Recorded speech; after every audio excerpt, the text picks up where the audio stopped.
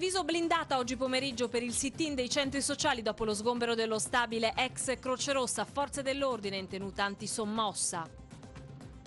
Sul caso ex Croce Rossa, centrosinistra attacca il comune sulla politica abitativa, replica il governatore del Veneto, prima i veneti.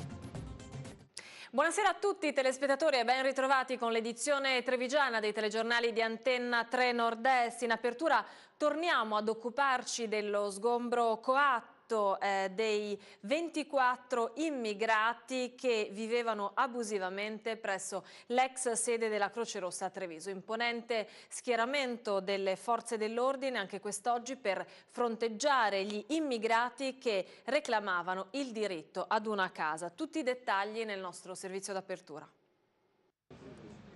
Guardia di Finanza, Vigili Urbani, Carabinieri e poliziotti in assetto antisommossa. Ore 15, Viale Fratelli Bandiera, il braccio di ferro. Continua. L'ex sede della Croce Rossa, sgomberata ieri mattina, è presidiata da decine di agenti delle forze dell'ordine. Blindate le vie circostanti all'edificio sequestrato, le cui porte e finestre sono state murate. È atteso l'arrivo degli immigrati che da ieri non hanno più un tetto sotto cui stare. L'imponente dispiegamento fa presagire la possibilità di uno scontro. Quando gli immigrati sfrattati arrivano, spalleggiati da associazioni dei lavoratori e centri sociali, gli uomini in divisa si schierano sul piazzale che si vorrebbe utilizzare per un'assemblea pubblica, impedendo l'accesso. Sono momenti di tensione.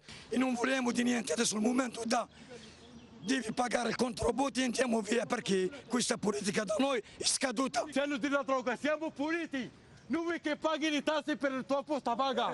Tutti con regolare permesso di soggiorno, i 24 immigrati sono stati allontanati anche per motivi igienico-sanitari. Ieri la prima notte all'addiaccio nel parcheggio della chiesa votiva, oggi il confronto fortunatamente solo a distanza con le forze dell'ordine. La tensione scema con il passare dei minuti. Gli immigrati tornano alla chiesa votiva, se verrà loro concesso passeranno un'altra notte qui. Trovarsi in una situazione così militarizzata è solo un modo per disincentivare questo e per dire siete bastonati e dovete stare anche zitti perché altrimenti vi bastoniamo ancora di più.